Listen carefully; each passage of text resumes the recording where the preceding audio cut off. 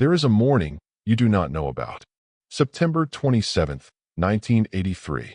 You woke up. The sun was there. The world was there. Everything was exactly where you left it the night before. And you had absolutely no idea how close it came to not being there at all. Because the night before, deep inside a sealed Soviet military bunker, south of Moscow, a single alarm changed everything. Not a gentle warning, not a soft alert. A full system, maximum priority, end-of-the-world alarm. The kind every person in that bunker had trained for and prayed they would never hear. On the main screen, 2 words burned in red. Launch. High reliability. According to every satellite, every sensor, every machine the Soviet military had ever built, America had fired nuclear missiles. They were already in the air, 30 minutes from impact. And the only way to stop what came next was for one man, in that room, to make a decision that no training manual had ever truly prepared a human being to make. That man was not a president, not a general, not a figure of any historical consequence. At least, not yet. He was a lieutenant colonel named Stanislav Petrov, and in the next 23 minutes, he would either end the world or save it. Petrov was not born into power. He was born on September 7th, 1939, in Vladivostok, a Soviet port city where Russia meets the Pacific and the rest of the world feels very far away. His father was a military pilot.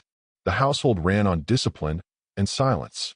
Stanislav grew up methodical, analytical, the kind of man who questioned systems rather than trusted them blindly. A quality that, in most professions, goes unrewarded. In his, it would one day save civilization. He trained as a military engineer, learning not just to operate early warning technology, but to understand its architecture, its logic, and critically, its failure points. By the early 1980s, he had been assigned to Serpukhov 15, a top-secret command bunker outside Moscow, the nerve center of the Soviet early warning network. His role was to monitor OKO, a constellation of satellites orbiting the Earth with one purpose: to detect the infrared heat signature of American missiles the moment they left their silos. OKO meant eye in Russian. It was the Soviet Union's eye in the sky, always watching, always waiting, and Petrov sat directly behind it, the first human mind, between what the machines saw and what the generals were told. He was also, that night, completely alone with the weight of it. 1983 was the year the Cold War nearly became something else entirely. Ronald Reagan had called the Soviet Union an evil empire. His administration was developing a space-based missile shield that Soviet military planners did not read as defensive. They read it as preparation for a first strike. Build the shield, launch the attack, survive the retaliation. The logic terrified Moscow. So terrified that Soviet leadership had secretly launched Operation Ryan, a dedicated intelligence program with one assignment: find the early warning signs of an American nuclear surprise attack before it happened.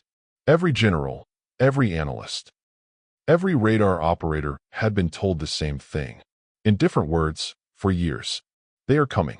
Stay ready. Then, on September 1st, 26 days before the incident, a Soviet fighter jet shot down Korean Airlines Flight 007. 269 people died.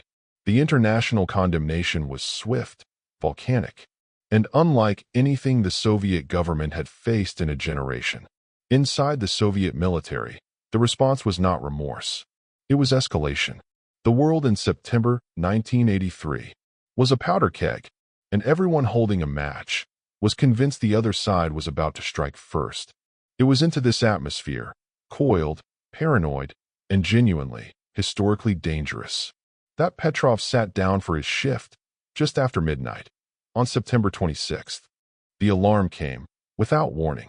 One missile, detected, rising from American soil. Every officer in the bunker turned to look at Petrov. He was the duty officer. The first call was his. If he reported a confirmed launch, the chain of command would activate within seconds. Soviet leadership would have roughly 5 minutes to authorize retaliation. Hundreds of warheads would lift off. American cities would vanish. Soviet cities would follow, and the world that existed before that phone call would never exist again. Petrov did not reach for the phone. One missile. Something was wrong. He could feel it before he could explain it. A genuine American first strike would not look like this. It would be massive, simultaneous. Hundreds of missiles hitting every target at once. One missile was not a first strike. One missile was noise. Then the system updated. 5 missiles. The confidence indicator locked at high reliability. The bunker erupted. Officers on their feet. Phones ringing. Voices rising. Every face in the room turned toward the man in the duty chair, waiting for the call that would light everything on fire. Petrov gripped the phone. His knuckles were white. He still did not call. 5 missiles still made no sense.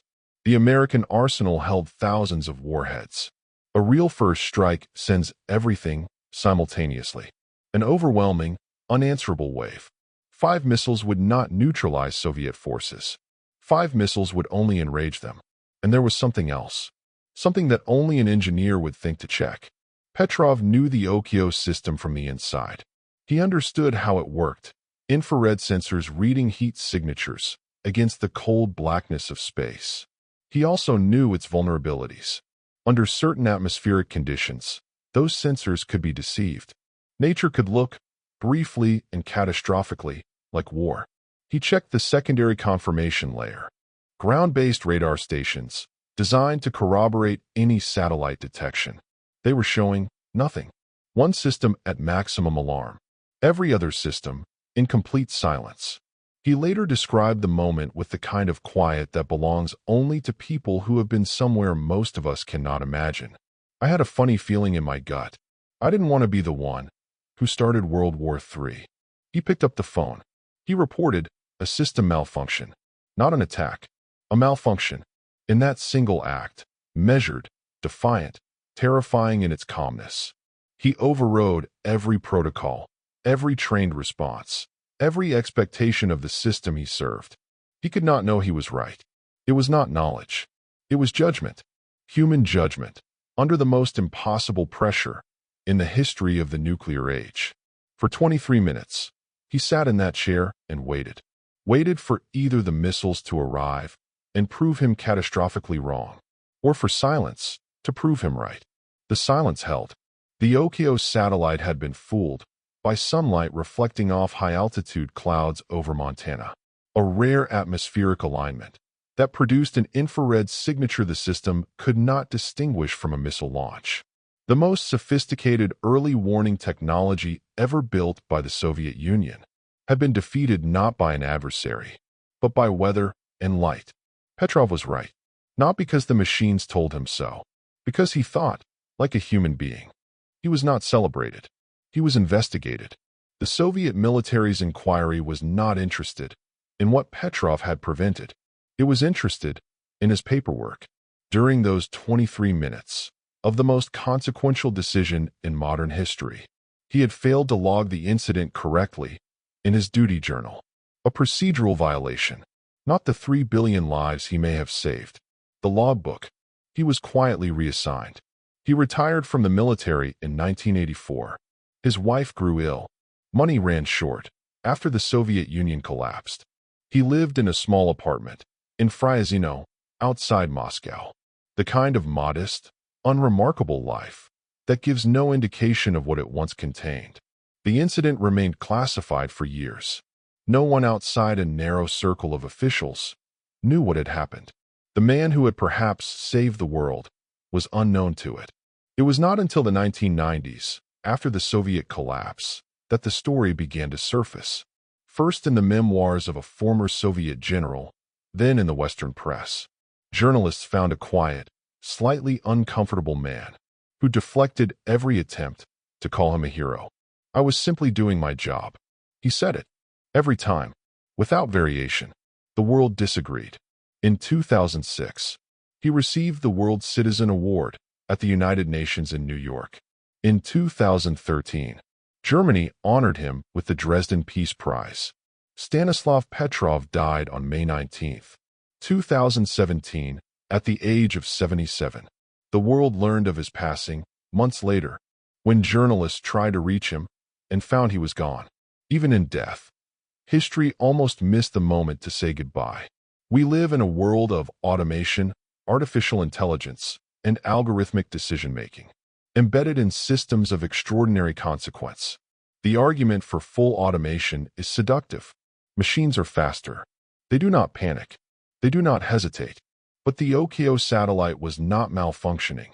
On the night of September 26, 1983, it was performing exactly as designed. It detected a signature. It assessed a threat. It reported at maximum confidence. And it was completely, catastrophically wrong. What stood between that error and the death of billions was not a better system.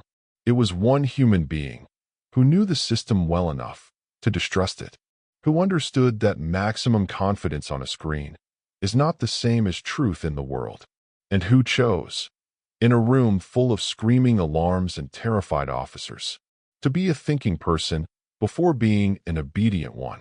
Stanislav Petrov was not extraordinary in the way history usually demands its heroes to be. He did not charge into battle. He did not deliver speeches. He sat in a chair, in a cold bunker, at midnight, and chose, against everything his orders required, to think before he acted. When every alarm screamed yes, he asked why. When every protocol demanded action, he chose stillness. Systems fail. Machines lie. And in the terrible silence between the alarm and the response, sometimes the only thing that stands between the world and its own destruction is one person, exhausted, uncertain, afraid, choosing to be human. Anyway, Stanislav Petrov made that choice. And because he did, the sun rose on September 27, 1983, and the day after that, and every single day since. The next time you see a sunrise, remember there was a morning it almost never came. And remember the man who made sure it did. Stanislav Petrov, the man who saved the world. And if this story moved you, subscribe to VoiceDoc. Because history is full of people like Petrov, people the world forgot to thank. We will not forget them.